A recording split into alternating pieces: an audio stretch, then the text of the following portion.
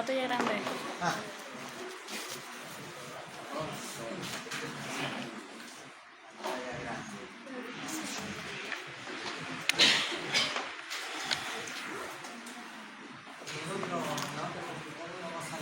Está en la parte de arriba. ¿Sí? Ajá. No me doy cuenta.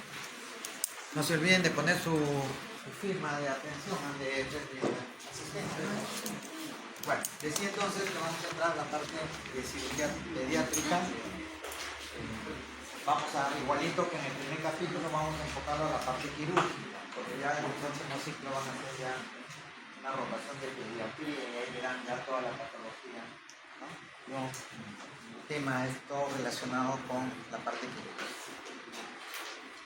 Bueno, así como en el adulto hay una serie de patologías de diferentes órganos de la cabeza, una gran cantidad de patología donde priman muchas veces las enfermedades congénitas. La primera etapa donde llega a la vida y ya desde que nace ya está presentando patologías, ¿no? Congénitas, que son detectadas en nacimiento o pueden ser detectadas posteriormente, o incluso ahora se están detectando ya patologías intrauterinas, ¿no? O sea, ya incluso están haciendo operaciones intrauterinas para corregir alguna de estas patologías, porque muchas de ellas tienen que ser intervención quirúrgica. Y ya están haciendo intervenciones, incluso acá en el Perú también ya he visto que están haciendo en los casos de gastroclisis, esas cosas, ¿no? Entonces, un gran número de factores fisiológicos que van a presentar, ¿no? Y que van a afectar una determinada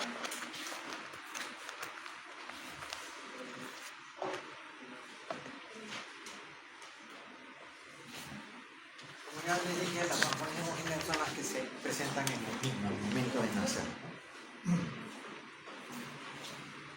Algunas aparecen después, pero las que vamos a ver todas son de tratamiento quirúrgico y como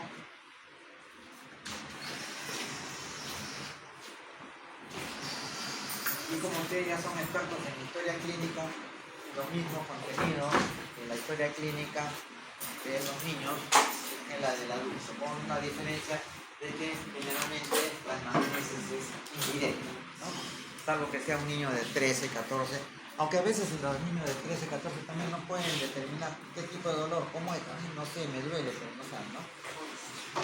Entonces, generalmente la anamnesis es indirecta por la mamá, papá, abuelita, la nana, o la persona que lo lleva al consultorio o al hospital, ¿no? Igualito, las mismas conclusiones que tiene, lo que sí hay que hacer una serie de incidencia en algunos aspectos, ¿no? Por ejemplo, en la historia del niño tienen que apuntar todo cómo ha sido el parto de la mamá, cómo ha sido la gestación, para detectar si hay alguna complicación que tenga que ver con el embarazo. Y lo que sí requiere un poco más de paciencia para que va a ser la historia, ¿no? Porque tiene que conversar más. A veces la abuelita no sabe mucho, el papá tampoco, porque no para en la casa, entonces a veces no dan los datos como corresponde. Y lo mismo que la historia del adulto tiene una parte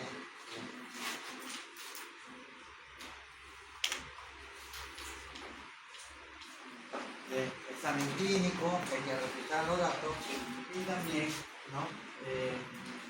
Debe siempre, cuando vas a examinar a un niño, siempre debe haber el familiar que lo acompañe. Y siempre deben ver una persona, ¿no?, que los apoye, puede ser el auxiliar, puede ser la enfermera, ¿no? Siempre, nunca al niño solo.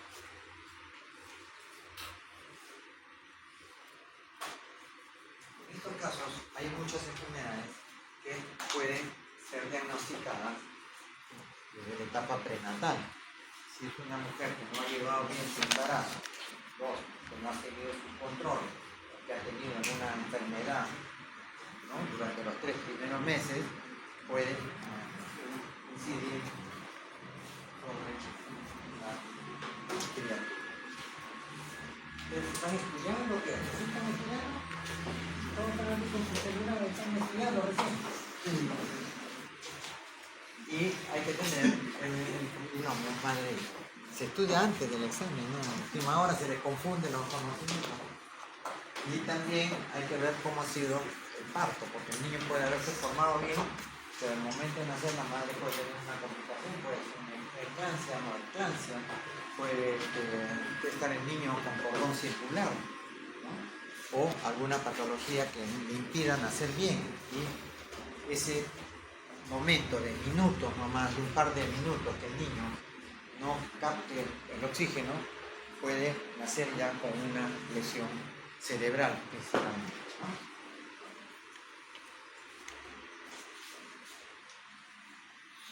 Bueno, el examen complementario es como toda la historia, toda la batería respectiva del examen clínico, ¿no? Ya sabemos, podemos hacer uso de la radiografía, la endoscopía, se puede hacer uso también de la resonancia, todo, ¿no? Bueno, estas son patologías que se presentan entre las 24 y 48 horas.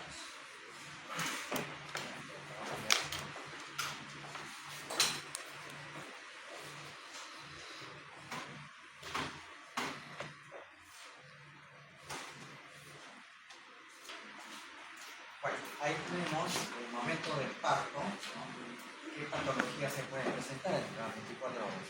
Hay unas que se detectan después de un día de nacido, ¿no? O a veces a las 24 o 48 horas, pero algunas se detectan inmediatamente cuando se produce el parto, la cesárea, y que tienen que tomar una conducta inmediata, ¿no? Que muchas veces es quirúrgica.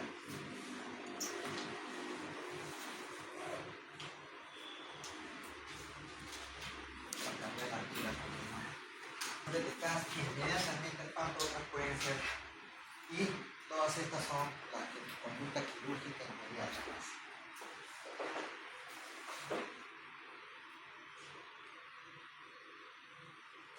Como dicen las estadísticas, en las enfermedades en los niños la mayor cantidad son malformaciones congénitas, ¿no?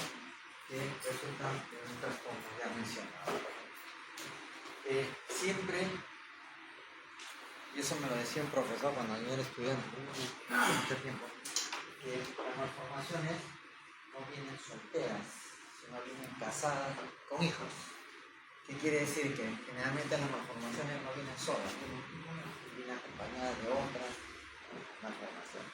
Y vamos a ver alguna patología de Franklin, que son 5 patologías diferentes, como vamos a ver ahora, ¿no? El neonato es una malformación que es posible que tengan otras. El diagnóstico prenatal es probable en el prenatal determinar estas 2 patologías, la gastrofisina y la hernia diafragmal.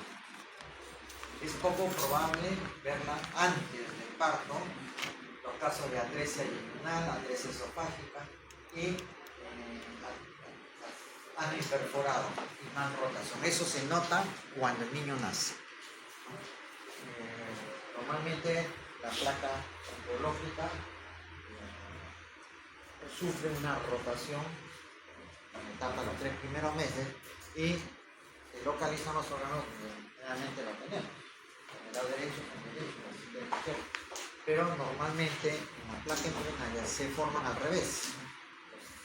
Los órganos que están en el lado derecho, en la placa se forman en el lado izquierdo.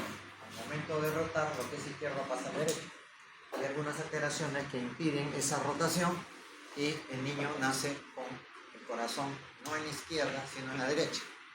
La apéndice la tienen en la izquierda y así sucesivamente el colon lo tienen más en la derecha. Son porque hay trastornos en la nueva. Esto no implica que no funcione, sí funciona, ¿no? Solamente ha habido mala rotación, ¿no? Entonces a veces uno examina al niño recién nacido y no encuentra ruidos cardíacos, entonces pasa al otro lado y activa.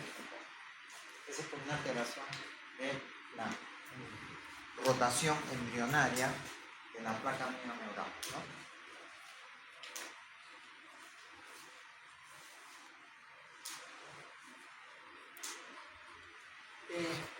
Estos términos de fluoroterapia y de quimioterapia también valen para los adultos, pero en los adultos es un poco más manejable, porque generalmente la tomamos como relación al peso medio. En los niños tenemos que tomar para cualquier tratamiento de líquidos, antibióticos o sangre o otras cosas, tenemos que tener en cuenta el peso. Miren, la tasa metabólica diaria en un niño de 3 a 10 kilos es de 100 calorías por kilogramo. Hay uno de 10 a 20 kilos, ya para medir su tasa calórica tenemos que emplear alguna forma. Por eso ustedes ven siempre a los pediatras está con su calculadora al costado, porque cuando están recetando hasta los antibióticos tienen que poner por kilogramo de peso. Porque puedes tener un niño de 5 años de bajo peso, no le vas a dar una dosis de 5 años que tiene un peso casi normal o del paciente obeso, ¿no? Hay niñitos también obesos. Últimamente están apareciendo una gran cantidad de niños obesos. Con las famosas comidas chatarra, que a todos nos gusta, pero hay que comerla de vez en cuando. Los niñitos lo que quieren, ¿qué quieren? Papa frita, pollo, papa frita, ¿no? Y cuando llega mayonesa, ketchup, si le ponen 10 salsas, las 10 salsas le meten, y todo es grasa, porque todo es a base de huevo, todo aceite y todo eso, ¿no? Entonces siempre en pediatría tiene que calcularse bien la cantidad de líquidos, antibióticos o cualquier otra sustancia que se le va a poner.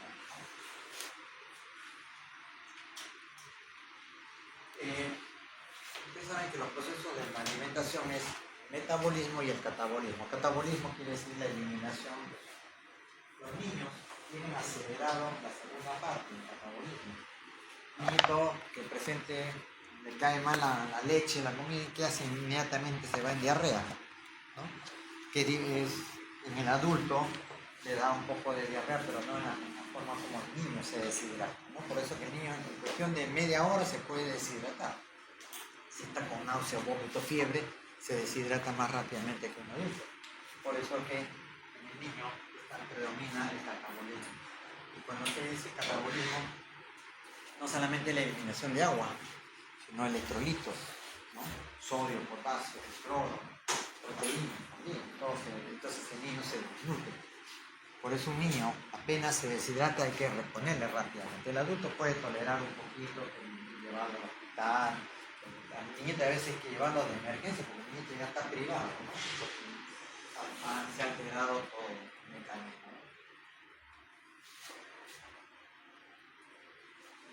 Hay dos rutas que se aplica también en los adultos y en los niños: la nutrición enteral y la nutrición perinatal. Cuando un niño está deshidratado, desnutrido, si tiene la vía digestiva permeable, es decir, que no hay náuseas, no hay vómito, no hay diarrea, podemos aplicar la vía natural, ¿no? O sea, la enteral, ¿no? Incluso fisiológicamente es más rentable, menos gastos, más efectiva, ¿no? Y la podemos manejar en casa, ¿no? Esto se maneja en casa. Si el paciente está con náusea o vómito, no podemos manejar. Pero si el paciente ya está con una disminución o una baja de sodio, de potasio, de líquido, ya tenemos que recurrir a la nutrición aérea, que es más costosa y tiene que estar el niño hospitalizado, porque son sustancias preparadas, ¿no? En el laboratorio, a base de proteínas, carbohidratos y estas cosas, y tienen que colocarlo por vía endovenosa, ¿no? Y hay más complicaciones porque se puede infectar la herida, puede ser rechazo a las sustancias, ¿no? No todos toleran bien. Y si es un periodo de ayuno prolongado, con mayor razón el niño se puede deshidratar y se puede hasta morir, ¿no? Por eso que esto se aplica para todos. También en terapia hay que darla de acuerdo al peso, ¿no?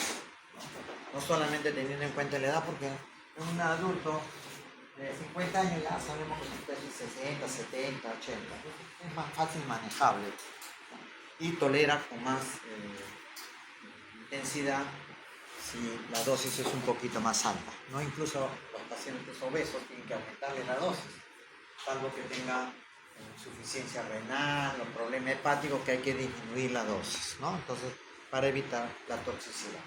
Y en los niños también, ¿no? Hay que tomar, cuando se hay que aplicar antibióticos, debe pensar y tener siempre todo bajo fórmula. El pediatra tiene que manejar una serie de fórmulas. También hemos visto en la parte anestésica la clasificación de ASA, ¿no? Que es la más usada por los anestesiólogos, y también en caso de niños tiene que estar preanestésica en condiciones adecuadas. Los pediatras, si es una operación programada, no bajan de 10 de hemoglobina. Si el niño tiene 9, no dan anestesia, salvo que sea una emergencia. En la emergencia tienen que entrar con los igual como en el adulto. Hay la premedicación, reduce la ansiedad, los complejos, etc. Porque el ayuno, como todo paciente, debe ser mínimo de 6 horas para que no haga ninguna complicación durante la anestesia. Y ahí está la misma escala de ASA que ya la vimos la vez pasada, los 7 niveles. Que también el pediatra, el anestesiólogo pediatra, ¿no? Tiene que ver todito esto mismo que hacemos con el adulto, ¿no? El peso, la altura, el ritmo cardíaco, las consideraciones que hay que tener en cuenta para entrar si hay alergias, si hay medicamentos, si hay presencia de ruidos anormales, ¿no? Y siempre también considerando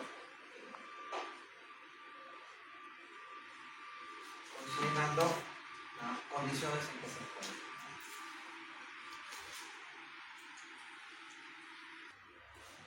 Vamos a ver aspectos de la hidratación para niños, ¿no?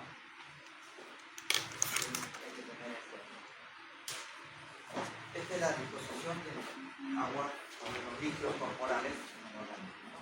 El niño cuando recién nace es casi 80% líquido y 20% masa, ¿no? Masa sólida, con variaciones más o menos.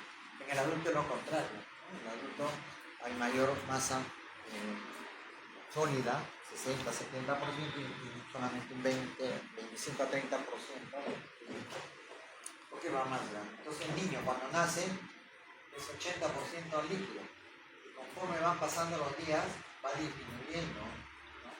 Y la masa muscular y corporal y todos los órganos van desarrollándose más, ¿no? Ahí están viendo, aquí por ejemplo el primer día, los 10 primeros, los 3 meses, 6 meses y así sucesivamente, el niño va bajando, ¿no? En la cantidad de líquido, la proporción con respecto a los elementos sólidos, porque el niño ya va madurando, los músculos van creciendo, los huesos van creciendo y van cambiando. Fíjense cómo varía en unos días, ¿no? El recién nacido a pretérmino, a menos de 32 semanas, 90% es agua. El niño nacido post-término, mayor de 32 semanas, que está en nacimiento debe ser a las 35-36 semanas, ¿no? Ya baja la cantidad y así sucesivamente. El niño recién nacido a término es menos la proporción de que está todavía menos de 32 semanas, tiene 90% de su peso líquido. Con el lactante menor ya baja también y así sucesivamente va bajando hasta que en los adultos ya caiga, ¿no? Y la cantidad en los adultos muy obesos también la cantidad de líquidos es menor, porque hay mayor cantidad de elementos sólidos, la grasa principalmente, ¿no? Este cuadro leanlo con tranquilidad para que no. Del agua corporal, el 60% es agua intracelular que está dentro de las células, ¿no? Que es parte del proceso metabólico de cada célula, y el 30-40% es agua extracelular. ¿Y dónde se reparte el agua extracelular? En los huesos, en el tejido conectivo, otros líquidos intersticiales, en el plasma y también en el agua transcelular. Fíjense que la mayor cantidad de agua está intracelular. Y esto también corresponde al porcentaje. Casi el 20% es extracelular y 60% es intracelular. ¿Cuáles son los componentes normales de pérdida, ¿no? de insensibles son el 40. Hay dos formas de medirlo, considerando el peso y considerando la superficie corporal. Hay dos formas que podemos nosotros calcular. Eso depende del criterio del donante. Insensiblemente perdemos 45 milímetros cúbicos o kilogramos por día. En la orina, 60 miligramos, o 60 mililitros o 60 centímetros cúbicos por kilogramo por día. Y fecales también se eliminan, por más que las heces salgan sólidas, tienen contenido líquido también. Y cuando hay un caso de inflamación intestinal, más es líquido que son. Por eso uno va corriendo al baño y está y sale. Y el nieto pues tiene que cambiarle pañal cada 2, 3, cada media hora, 3 horas, tiene que estar cambiando un paquete en 2, 3 horas. Un total de pérdidas insensibles y el total de las pérdidas normales, incluso con la respiración también uno pierde líquido. A través cuando uno está hablando está saliendo las gotitas que lo ven en aparatos especiales, van a ver la cantidad de gotitas que cada vez que hablamos estamos. Y la otra forma en función de la centímetros cúbicos por metro cuadrado de superficie corporal por día. Y ahí está. Realmente los pediatras usan más la técnica de por peso, ¿no? Vas a empezar a niño. Esta es una fórmula para calcular los requerimientos normales del líquido, ¿no? Para el peso corporal, el requerimiento es de 100 a 120 centímetros cúbicos o mililitros por kilogramo por día. Y así sucesivamente. Si tomamos en cuenta el peso corporal, es esta cantidad. Si tomamos la superficie como referencia, tenemos que aplicar esta forma. Y el gasto calórico también es diferente entre un niño de 5 kilos, un niño de 10 kilos, un niño de 20 kilos. El menor de 10 kilos requiere 100 calorías por kilogramo de peso. Si el niño pesa de 10 a 20, ya hay que crear una forma un poquito más. ¿Cómo sacamos la superficie corporal? Viendo la talla y esas cosas. Hay una fórmula. Sí, hay fórmula, todo es con fórmulas, ¿no? Para determinar. Aquí, por ejemplo, el gasto calórico, menor de 10, 100, entre 10 y 20 kilos, tienes que aplicar esta fórmula, y si es mayor de 20 kilos, tienes que aplicar esta fórmula. Esta es la fórmula que no te cálculo de la superficie corporal, ¿no? Si el niño es menor de 10 kilos, utilizas esta forma. Estos son los factores estándares. Aquí pesa 50. Y mayores de 10 kilos, empleas esta forma. Por eso les decía que los pediatras siempre están ahí con su calculadora para sacar cálculos para no pasarse, ¿no? Esta es una fórmula de cómo se calcula la superficie corporal.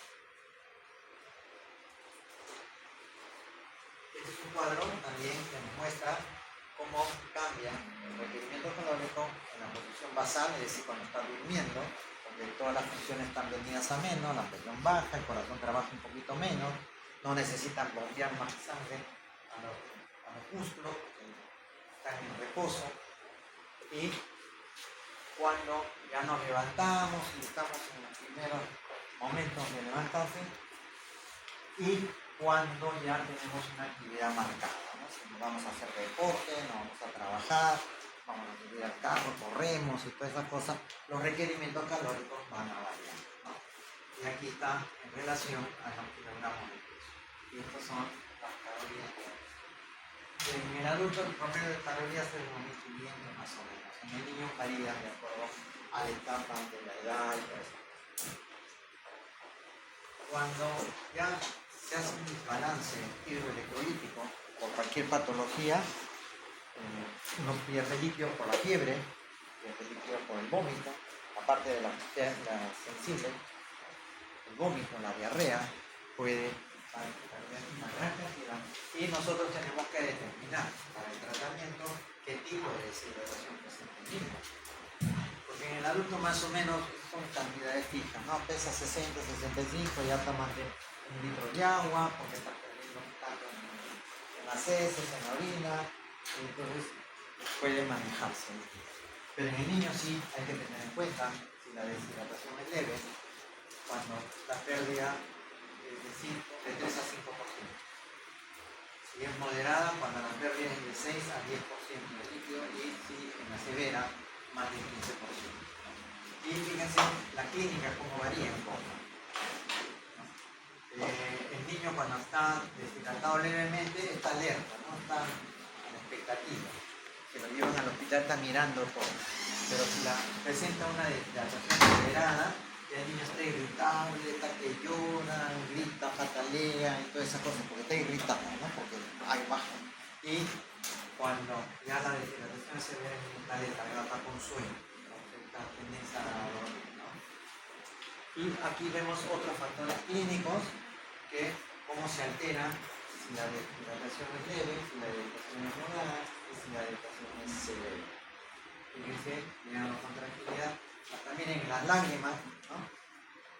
Se pierde el líquido.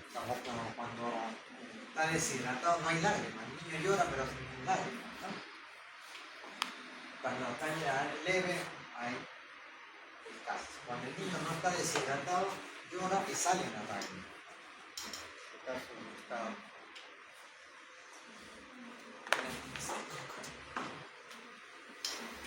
Este es cuando ya se presenta el desequilibrio hidroelectrolítico, ¿no? Por ejemplo, lo más frecuente es la diarrea, ¿no? Puede ser leve, moderada y severa. La leve se trata con hidratación oral, ¿no? Porque el niño no tiene vómitos. Mientras no haya vómitos, uno puede utilizar la vía digestiva. Es más aprovechable, menos costosa y no necesita el niño que está internado, ¿no? Por eso dice hidratación oral y egreso, se va a su casa. Pero cuando es moderada o severa sí hay que internarlo, porque hay alteración de los electrolitos, ¿no? Sodio, potasio, la vía aérea, el estado respiratorio, hay que el volumen y hay que manejarlo bien. Y estos con deshidratación leve, moderada o severa tienen que ser hospitalizados. Y las deshidrataciones que se pueden presentar son también de 3 tipos: isotónica, hipotónica, hipertónica. Isotónica significa que la cantidad de líquidos y la cantidad de solutos, o electrolitos, como quieran llamarlo, todos los solutos, tienen la proporción adecuada, ¿no? Nosotros ahorita que estamos acá tranquilos, aparte de que están tensos algunos, están todos en isotónicos, ¿no? Cuando, y aquí, sí, tenemos que determinar, por eso les decía que todo es conforme. Cuando es una deshidratación isotónica, aquí hay que estar la cantidad de elementos que tienen que ponerse, ¿no? Y controlarlo cada 4, cada 8, cada 12 horas, ¿no? Te permiten manifestando hospitalizado. Si es de tipo hipotónica, donde hay menos solutos y también menos líquido, entonces también hay que aplicar fórmula, ¿eh? Y cuando es hipertónica quiere decir que hay menos cantidad de agua y más cantidad de solutos. Entonces hay una desproporción que produce una alteración de metal.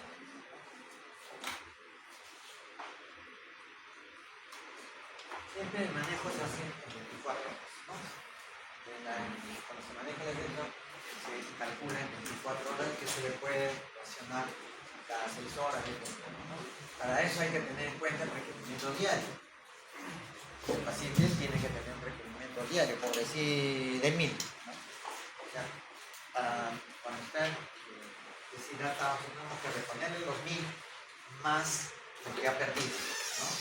Por eso dice, hay que tener en consideración el requerimiento diario, más el déficit de grado de deshidratación. Si es una deshidratación severa, tengo que ponerle más líquido de acuerdo a los parámetros que hemos visto, la clínica que hay, ¿no? Y el déficit de grado de nutrición, las pérdidas esencialmente y el total de líquido en 24 horas.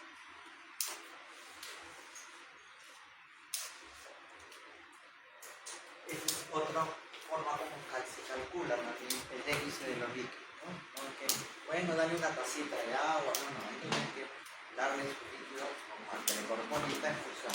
Un lactante menor de 10 kilos, en la deshidratación leve, se le debe dar 50 centímetros cúbicos por kilogramo de peso. Y así sucesivamente, de acuerdo. Miren, aquí la reposición es menor y en la severa es mucho mayor. Niños mayores de 10 kilos, la proporción va disminuyendo en comparación al niño lactante, ¿no? Porque sabemos que en los primeros meses el niño tiene más líquido que sodio. Y así sucesivamente. Y aquí está la otra forma de determinar el cálculo líquido mediante la superficie corporal. Aquí está la fórmula que se complementa con la fórmula que vimos anteriormente.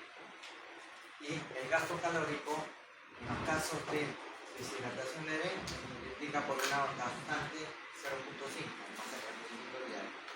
Mientras que el moderada se multiplica por 1 y el requerimiento diario en el severo se multiplica por un factor 1.5. Estos factores son ya determinados por los científicos que han hecho el estudio de todas estas cosas, ¿no?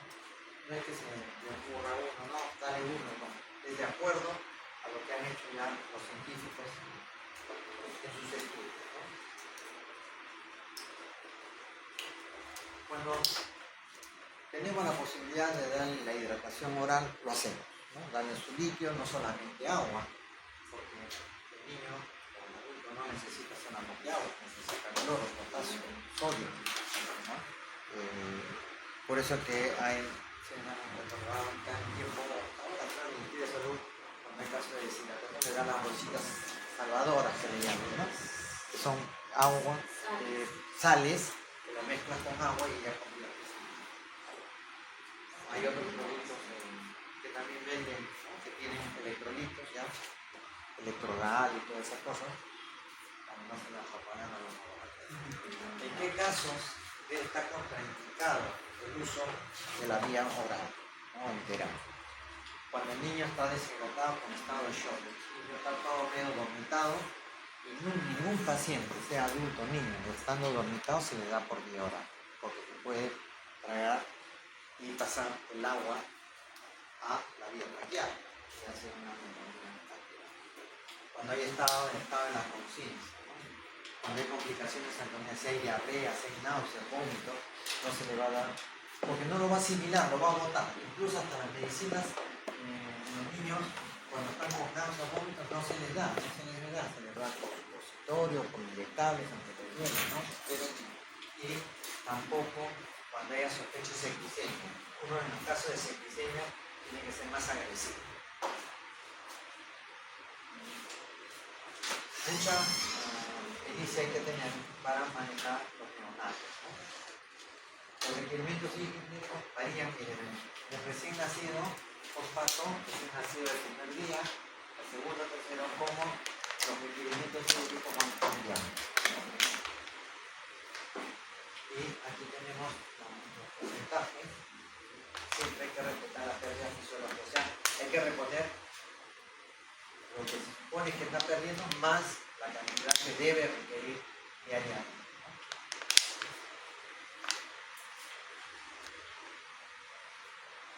Y no solamente decía que se le tiene que dar agua, sino tiene que ser, ¿no? Aportes de electrolitos y glucosa. La glucosa es fundamental para el metabolismo, ¿no? Corporal. Cuando uno va a aplicar destroza, debe aplicarse de 4 a 6 miligramos por kilogramo de peso por minuto. Eso ya lo maneja enfermería cuando le dice a goteo rápido, goteo mediano, 10 gotas por minuto, 5 gotas por minuto, ¿no? Eso depende ya del manejo de lo que indica el pediatra. Pero el pediatra ya para eso ya aplicó esta fórmula, ¿no? La fórmula que tenemos aquí. Un poquito complicada, pero lo que interesa, lo que graben es la cantidad que necesitan. Asimismo, sodio, un niño recién nacido, de 48 a 72 horas nacido, sin aporte. No se le aplican los electrolitos inmediatamente. inmediatamente, ¿no? Y menos potasio, el paciente quirúrgico menos, ¿no?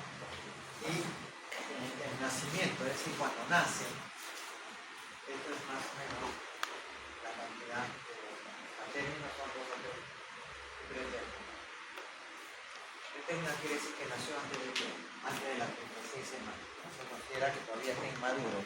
Por eso que muchas de las patologías congénitas se desarrollan, se hacen presentes en los primeros, ¿no? O a veces al nacer, como vamos a ver.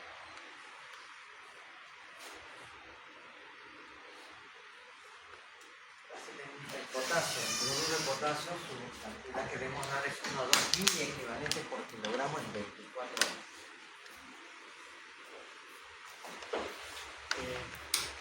No se recomienda uso del cloruro de potasio el primer día de nacido o el primer día quirúrgico. Después de operado no se le da potasio, se le puede dar a partir del día siguiente. Siempre el primer día no se le da potasio. Y aquí están las cantidades de el paciente nacido pretérmino o antes del término, el paciente con pérdidas gastrointestinales como con náusea, vómito, diarrea. Cuando estamos usando el diurético, se debe considerar de los que ajustar los niveles C. Porque el diurético está también haciendo eliminar orina. Y al eliminar orina, elimina sodio, elimina potasio, ¿no? Todas estas cosas. Por eso los pacientes que están con tratamiento para la presión arterial, que vienen preparados con diurético, a ellos siempre se les recomienda poner potasio, ¿no? A través de que comer un plátano todos los días, porque cada vez que va haciendo la diuresis está perdiendo mayor cantidad, aunque ahora están viniendo algunos medicamentos hipertensivos con una reposición. Así se está avanzando.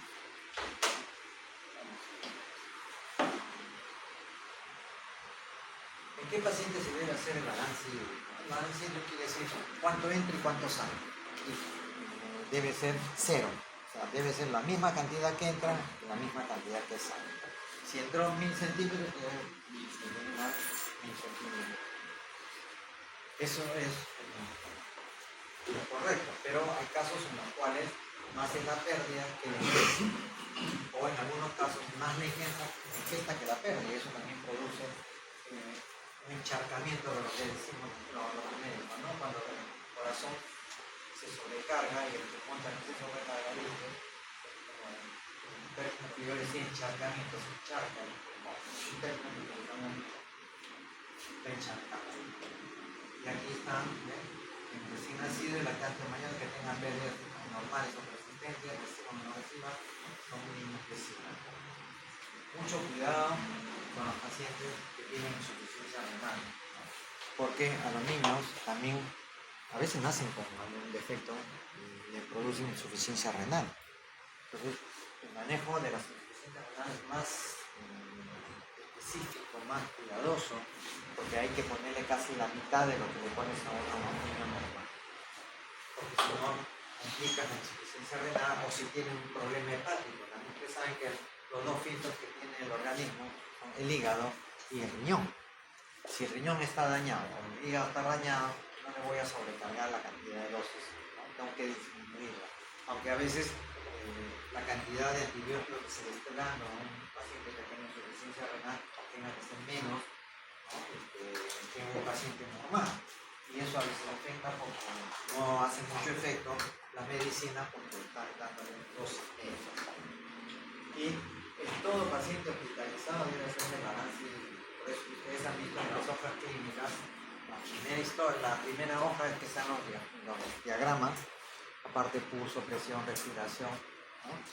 Abajo está cuánto orinó, cuánto defecó, cuánto pérdida sensible, todo eso al poner, y la enfermera en su turno tiene que estar poniendo si el balance es positivo, el balance es normal o balance negativo. Especialmente en pacientes que están en estado de shock y pacientes quemados, ¿no? Ya saben que cuando hay una quemadura, la mayor cantidad de líquido se va hacia la zona que ha sufrido la quemadura para compensación. Por eso que siempre la zona de los quemados está siempre en eso también hay que tener mucho cuidado con la cantidad de. También se debe hacer balance en aquellos pacientes que tienen déficit cardíaco, alteración respiratoria y los que tienen alza térmica, porque a través de la fiebre se pierde bastante líquido. Y postquirúrgico también hay que manejarlo. Bueno, eso ya lo había dicho, ¿no? Que el balance después nos da cuenta de ingresos y egresos. En condiciones normales los ingresos debe ser igual.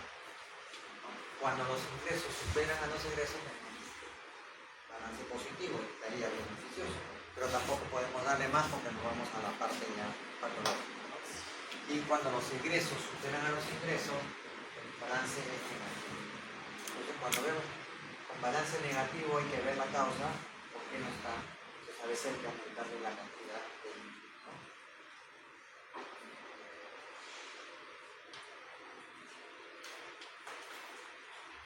Estas son recomendaciones que se tienen que hacer para mantener el balance hídrico en pacientes que empezaron a obesidad. Si el balance hídrico tiene que ser positivo, necesariamente porque ha recuperado su peso, igualmente debe aumentar. El paciente deshidratado, si lo pesas, va a bajar menos peso. Si sigue deshidratado, porque no se calculó bien la reposición del líquido, o que las pérdidas fueron mayores. Entonces que el niño a veces hay que pesar el pañal para controlar, ¿no? El niño que está con pañal, la enfermera ya sabe cuánto pesa un pañal, ya tiene su término, y entonces lo pesan, ya saben el pañal seco, y cuando lo ponen al niño, pesan el pañal con todo, con su cuchillo.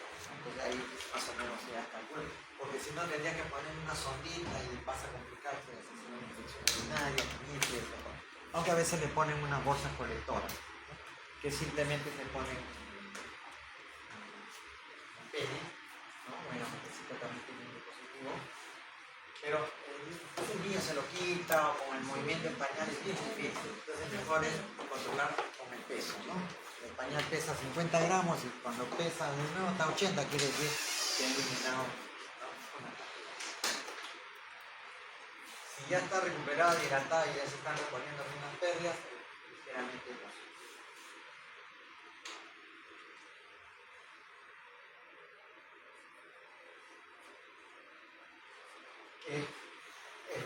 La importancia también de este manejo es porque a veces le podemos dar más líquido de lo normal, ¿no? Y entonces el niño va a tener manifestaciones clínicas, ¿no? Porque, por ejemplo, en la conjuntiva ocular se dematiza, los párpados se hinchan, se dematizan, ¿no? Claro, porque ya está sobrehidratado, ¿no? Y en los casos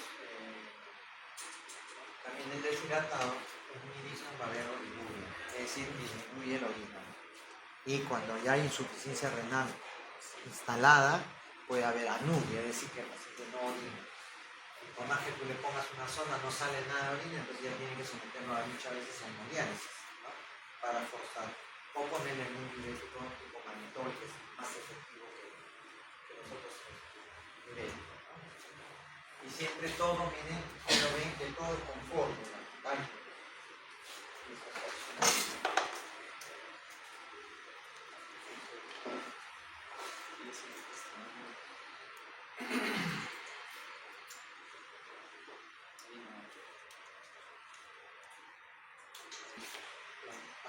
La patología congénita, vamos a estar en el estudio de 3 entidades que son consideradas procedimientos inflamatorios.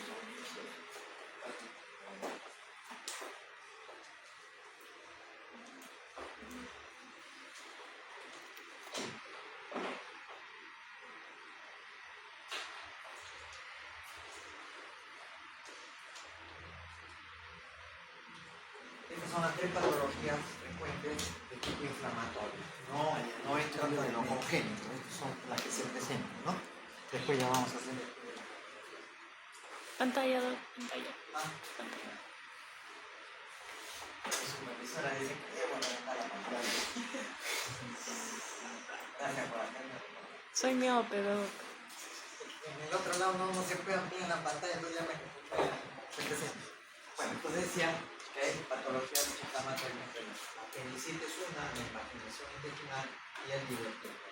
Imaginación intestinal significa que el intestino se mete dentro del intestino mismo, ¿no? Ahora lo vamos a ver.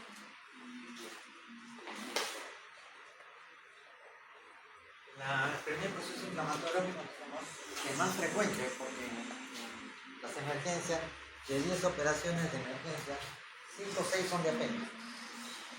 Una que otra puede ser una vesícula, las otras son traumáticas, ¿no? Entonces uno tiene que entrar de emergencia.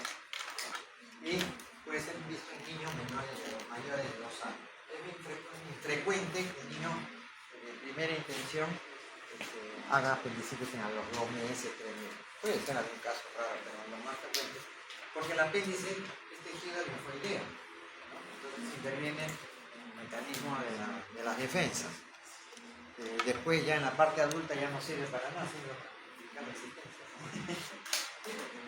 Se sacan las apéndices. Incluso ahí todavía creo que en algunas entidades, por ejemplo cuando se van al Ártico, esas cosas, ¿no? Aparte de que va un médico, tienen su sala de operaciones, a veces el requisito es operarse el apéndice en condiciones sanas para que no le vaya a dar un cuadro de peritonitis que empiecen a inflamar o eso así.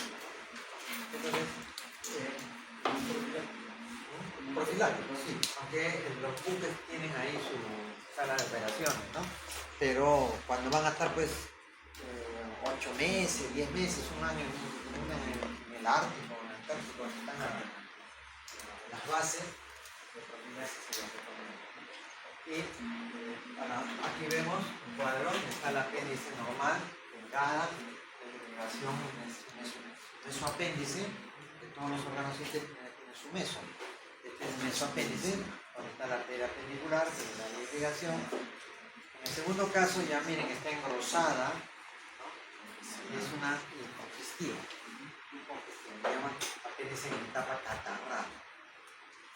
Cuando sigue el proceso, se convierte en apéndice leishmanosa, porque acá miren, el mesenterio también está inflamado, puede haber localización del pus.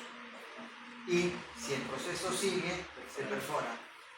Tenemos una peritonitis perforada complicada con peritonitis localizada o peritonitis generalizada, dependiendo del tipo de peritonitis.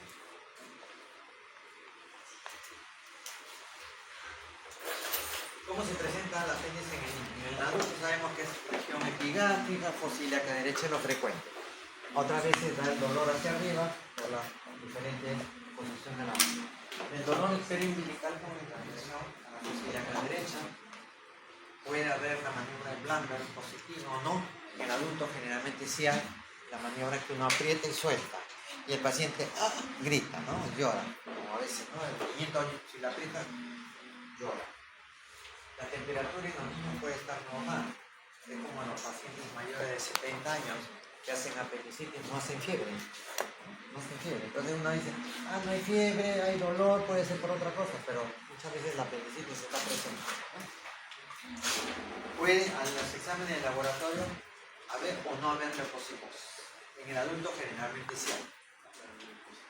El niño puede tener hambre o no. El niño a veces recién operado, a las 2 horas que ya se despierta, está pidiendo su comida. Pide su leche, su pan, esas cosas, ¿no? En el adulto no, el adulto todavía espera 24 horas para. Y en muchos casos se presenta un cuadro con gastroenteritis. Por eso se puede confundir en el niño que hace diarrea, puede ser también un inicio de una apendicitis aguda. El diagnóstico se hace con todas las baterías que ya hemos hablado en la clase anterior, ¿no?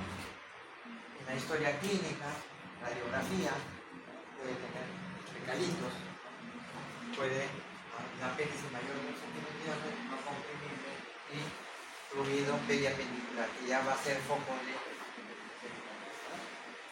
El tratamiento del apéndice es quirúrgico netamente.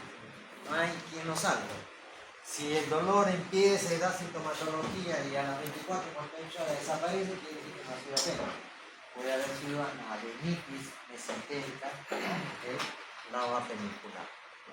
que es un proceso también inflamatorio, pero que no ha comprometido el apéndice, pero sí todo alrededor de la zona colónica, ¿no? Y el tratamiento es quirúrgico, apéndice detectado debe ser intervenido quirúrgicamente. No, de urgencia, corriendo, no tomarse que la sala esté desocupada. Pero tampoco esperar, no, que la sala esté ocupada hasta el otro día, no. Se suspende la operación anterior si no es urgente y entra una apendicitis. Se le da preferencia, porque si lo dejas 24 horas, ya se produce una peritonitis. Hay casos en que el paciente viene con dolor, niños no tanto, porque el niño se queda. Pacientes pasan 4 o 5 días que están con el dolor, ahí están tomando antalgina, cibantina, todas las que capina, todas las y la apéndice se va ya perforando. Y ya hemos dicho que el mesenterio, el epíplo mayor bloquea, entonces se forma ahí lo que produce plastron apendicular.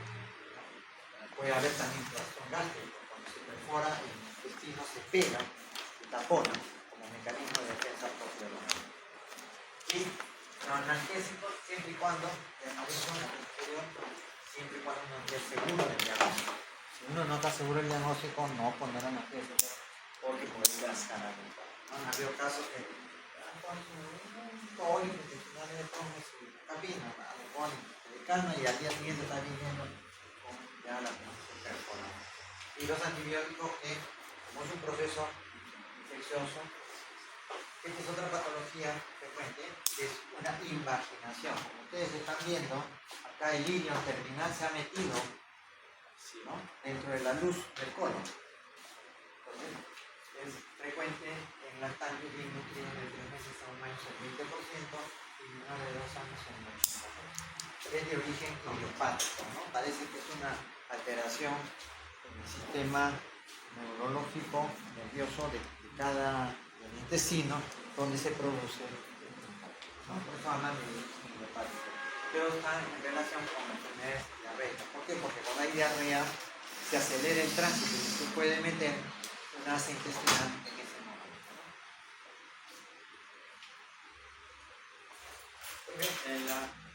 El líquido distal, en su porción terminal, es tejido, la placa de Peyerl es tejido linfático. Por eso que la apéndice casi es tejido linfático. Y puede ser la invaginación iliobiliar, cuando una asa de ilio se mete en la otra. Puede ser iliocolónica, que puede meterse el asa iliar dentro del colon, generalmente así es una iliocolónica, ¿no? Y la colónica cuando una porción de intestino grueso se mete en otra. Es lo un poco menos frecuente, porque la estructura anatómica del intestino grueso tiene bridas, ¿no? Y tiene unos abollonaduras que impiden que se vaya a meter. Se presenta así, pero en menor caso. La que más se presenta es la ilioiliar. Pues que es una porción anatómica que se está movilizando, porque el intestino delgado se está movilizando continuamente. Y cuando ustedes están comiendo mucho, no sienten que me corretea, ¿no? Ese es el intestino delgado que está acelerando. Las manifestaciones clínicas, en este caso de invaginación o intussusección también llamada, es irritable, el paciente está irritable, tipo cólico, heces en calidad de grosella, signos moradas, ¿no? Signo de Down es la palpación en la zona del cuadrante superior derecho, se palpa una tumoración, ¿no? Algunos nos revelan que se parece a la sensación de palpar un cuerpo uterino, porque se ha metido en el intestino y ustedes no notan como si fuese un uterino. Muchas veces hay que hacer impacto rectal, ¿no? Y la radiografía de contraste soluble nos da una imagen de muela de cangrejo, le dicen los radiólogos, ¿no? De resorte enrollado. Aquí tenemos una imagen y de intusección, miren, ilioiliar, cómo está el intestino delgado metido dentro de otro. Y produce cuadros obstructivos, porque no puede pasar la sustancia intestinal. Hay un mecanismo que se hace de primera intención mediante presión hidrostática, ¿no? Entonces se hace una maniobra y a veces el mismo intestino se suelta.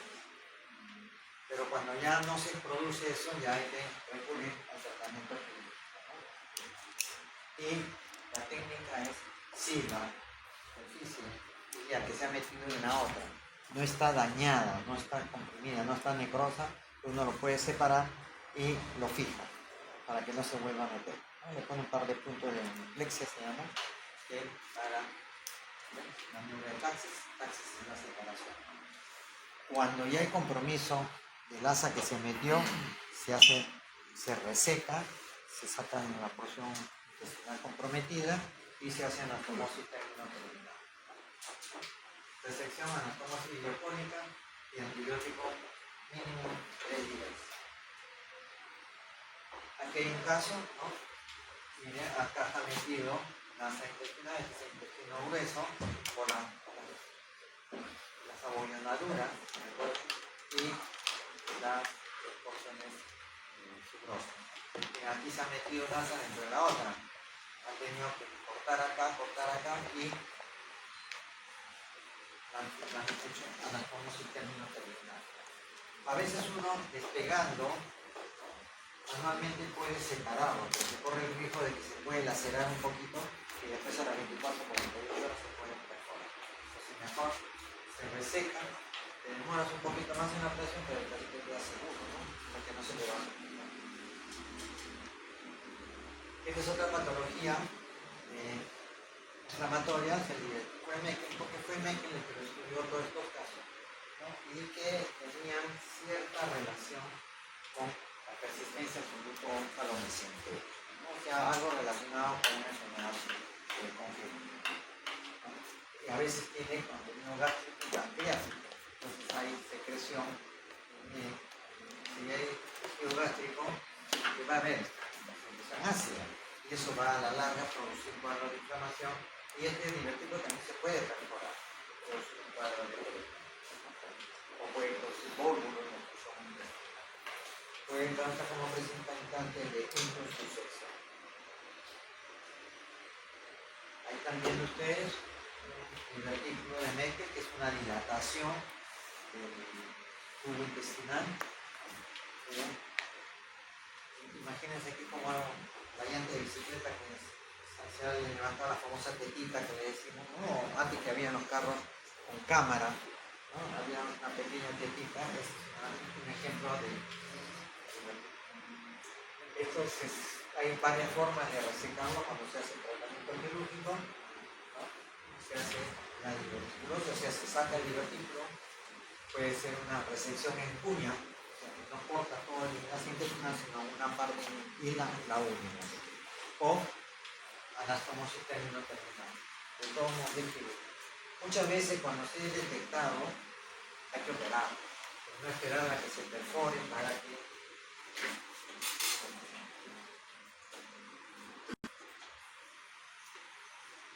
Doble clic. No, doble clic ahí. no la vio. Ahora vamos a hacer un estudio de la mayor cantidad de patologías en niños, que son las patologías congénitas, ¿no? Y las patologías pueden presentarse a diferentes niveles. Pueden ser patologías osteomusculares, pueden ser digestivas, pueden ser de la pared abdominal y pueden ser tumorales, ¿no? Todo está relacionado con la formación de los niños. Este es un ejemplo de patología congénita osteomuscular, donde se pie bot le llaman, y está torcido así hacia adentro y que el niño no va a poder caminar.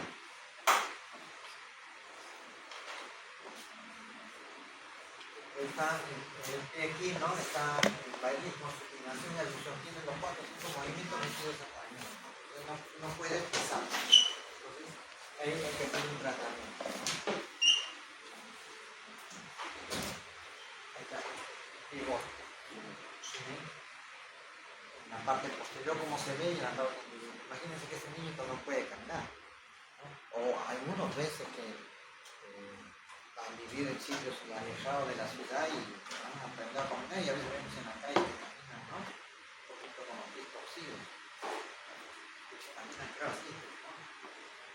Y ese porque por descuido no lo han podido tratar a tiempo, no se podían haberlo corregido. Porque la corrección no es quirúrgica, la corrección es con aparatos. Estos se llaman ortesis, ¿no? Ortesis son aparatos para colocar en posición determinada. Estos ya son sofisticados. Estos son sofisticados, inicialmente pueden hacerse con bota de yeso, ¿no? Que es lo más elemental, más barato, pero un poquito más de molestia para el niño, ¿no? Porque no va a poder caminar mucho porque está con botas de yeso.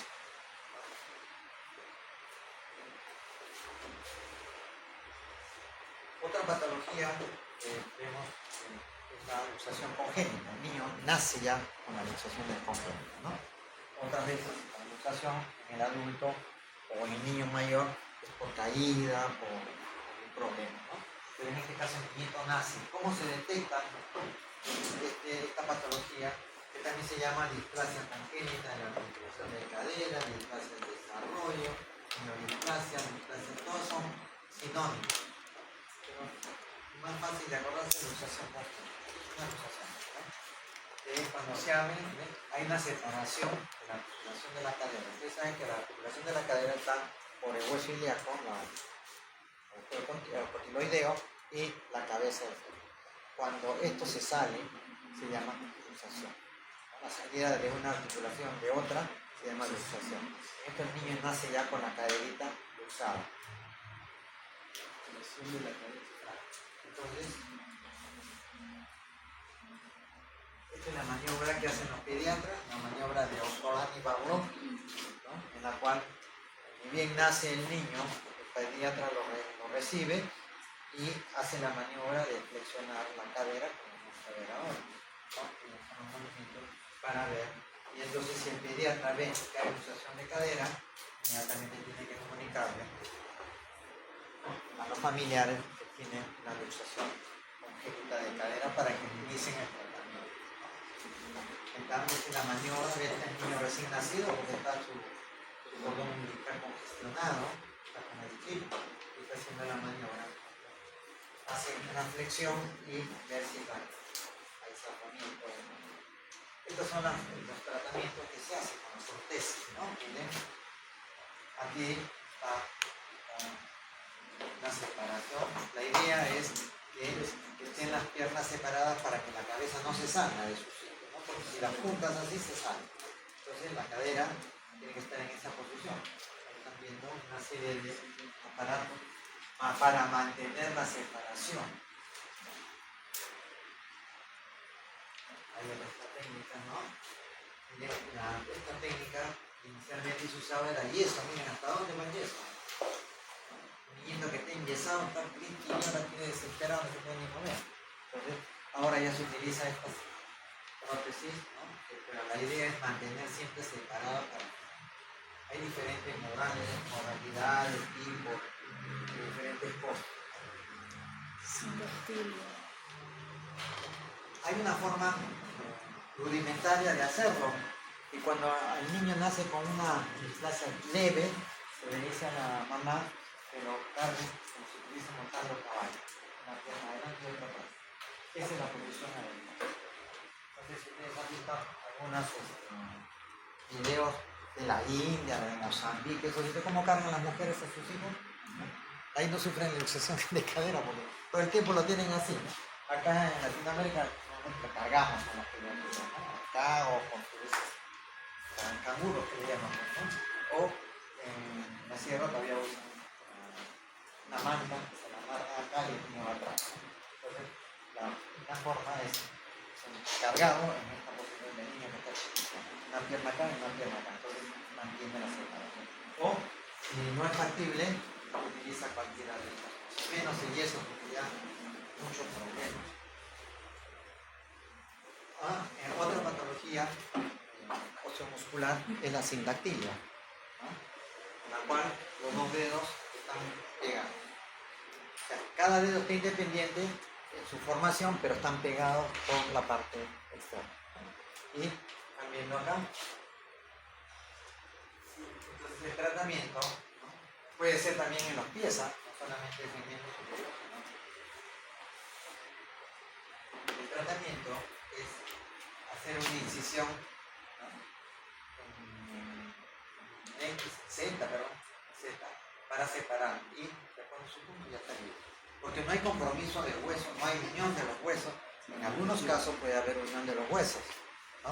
Que los dos dedos estén unidos por hueso, bueno, ya hay que hacer un tratamiento total y todas esas cosas. Pero este simplemente es un par de cortes que hace con anestesia local, ¿no?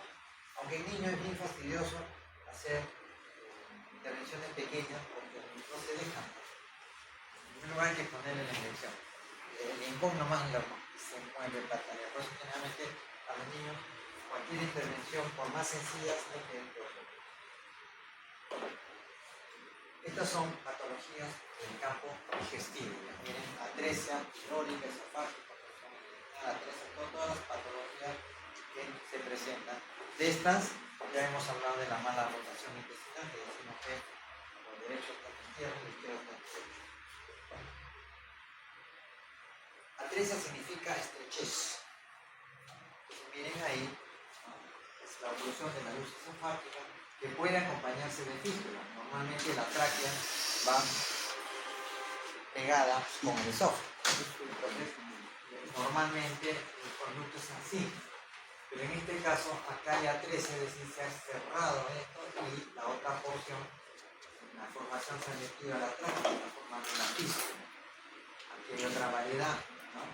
Está solo, independiente, pero aquí se ha adelgazado. Entonces, el niño cuando empieza a mamar, llega hasta acá y vomita, lo que regurgita, ¿no? Porque y uno se da cuenta que hay una esa cosa. Eso se ve en las 24 horas del nacido, se nota. Cuando la mamá da de lactar después de 6 horas, 8 horas, el niño vomita todo. Entonces ya le hacen su estudio y le explican. Pero son variedades de atresia, ¿no? Que es una alteración del tabique tráqueo esofágico. Y generalmente está en relación en aquellas mujeres que tienen mucho líquido dentro de la cavidad uterina, que cuando hay polihidramia, ustedes han visto que hay mujeres que están 5 meses y tienen una barriguita chiquita. Hay otras que están en 4 o 5 meses, están con una distensión abdominal. Eso quiere decir que hay mucho líquido. Entonces esto es una de las causas que produce que se presenten estas patologías. Esta es otra muestra donde están los diferentes tipos de atresia. Miren, está separado, aquí está una combinación de atresia con fístula, aquí es una fístula, aquí también es una fístula doble, y aquí también. Las manifestaciones clínicas, ¿cuáles son? El 50% de las madres han tenido polihidramia, es decir, líquido en la cavidad uterina. No se observa estómago fetal en la ecografía, puede haber reutilización, se arrobea, porque la saliva normalmente se produce continuamente, sino que cuando hay el estímulo alimenticio se segrega más saliva. Entonces eso se va acumulando y el niño regurgita porque no puede pasar. Hay distensión abdominal y puede presentarse una neumonía. Se hace estudio de esófago con sustancias de contraste. La técnica para estas cosas es seccionar la parte engrosada y unir los dos cabos del esófago.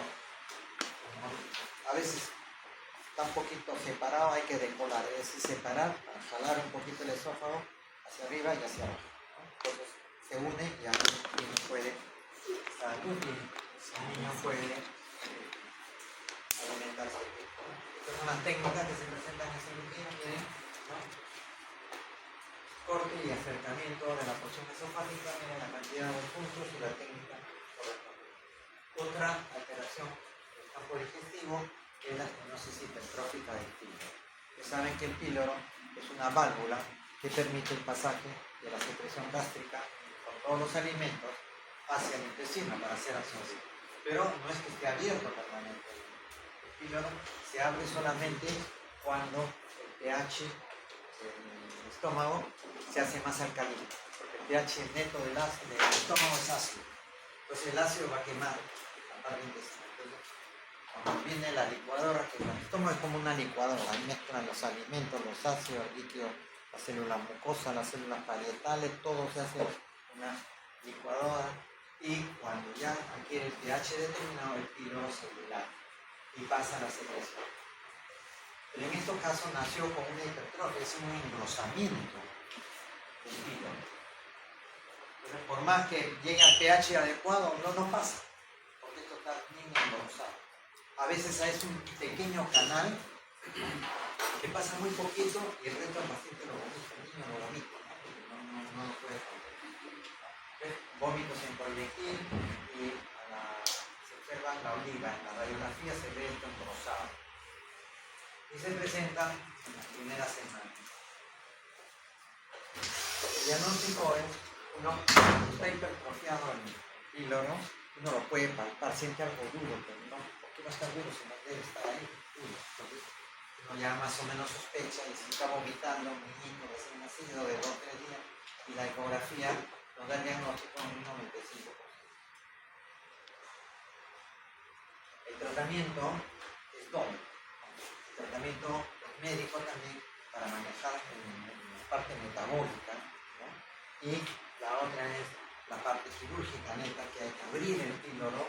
Si está muy cerrado hay que abrirlo, y si está medio, un poquito abierto hay que agrandarlo. Hay unos dilatadores, ¿no?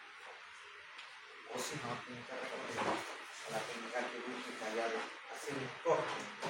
Para que pueda pasar. Otra patología es la obstrucción duodenal, con la misma mecanismo. El duodeno está angostado, estenosado, no pasa la secreción, ¿no? Y vamos a tener estas imágenes que a veces hay que recurrir al tratamiento lo más pronto posible, porque el niño no se puede, ¿cómo lo vas a alimentar? Salvo que esté con suelo y nutrición parenteral. Generalmente, por eso les decía que las anomalías no se presentan una sola, sino se presentan varias a la vez, ¿no? Están relacionadas con el síndrome de Down en un 30%, un buen porcentaje. El niño que no tiene de Down se desarrolla normal, pero en estos casos no va. Y hay una imagen de doble burbuja que le llaman por radiografía. El tratamiento es quirúrgico.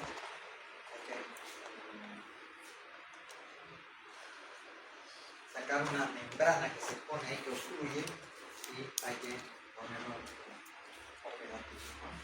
Y en muchos casos, cuando ya no se puede hacer eso, se hace una derivación duodeno-duodenal. O sea que el duodeno tiene 4 funciones, una forma de ser. Si está aquí, la primera porción está obstruida, tú lo colocas en la tercera. No puedes cortar la segunda porque en la segunda está la ampolla debajo. Y ahí desemboca el conducto pancreático, el conducto cístico, el conducto colédromo, ¿no?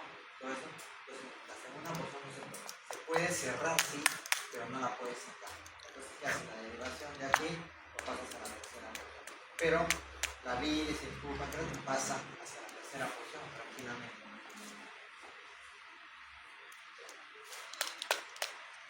Tienes otra patología, atresia, obliterado una parte del ilio, ¿no? Miren, aquí está el ilio, y se produce un cuadro obstructivo con dilatación. Aquí no hay pase, entonces ¿qué hay que hacer? Hacer una resección acá y unir una tomosis. Hay varios tipos de atresia.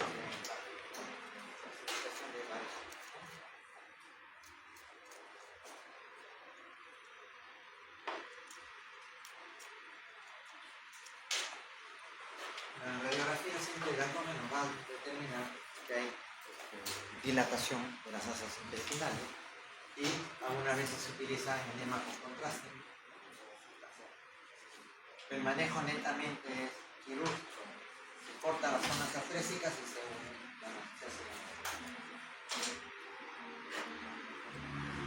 Otra anomalía del tubo digestivo son el ilio meconial, la rotación intestinal, enterocolitis, megacolon y anomalías anorrectales. Aquí vamos a descansar 10 minutos, pero 10 minutos